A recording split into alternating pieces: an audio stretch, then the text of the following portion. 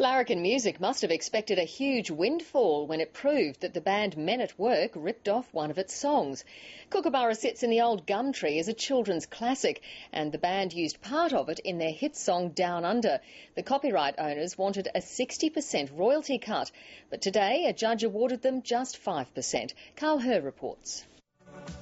Men at Work's Down Under became a much-loved anthem here and overseas in the early 1980s. Arguably the catchiest part of the track was its flute riff.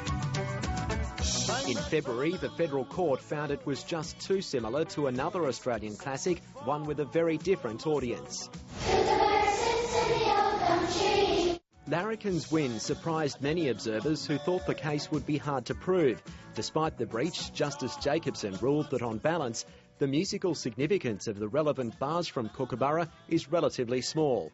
Larrikin wanted up to 60% of the song's royalties, but that argument didn't go down well with the judge. He said, "I consider the figures put forward by Larrikin to be excessive, overreaching and unrealistic."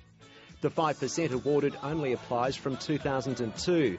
The judgment also notes that Larrikin only realised the similarity between the two songs after it was pointed out on the ABC's Spicks and Specs program in 2007.